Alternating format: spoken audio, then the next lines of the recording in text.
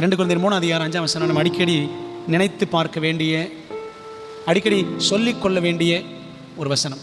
எங்களால் ஏதாகிலும் ஆகும் என்பது போல ஒன்றை யோசிக்கிறதற்கு நாங்கள் எங்களாலே தகுதியானவர்கள் அல்ல.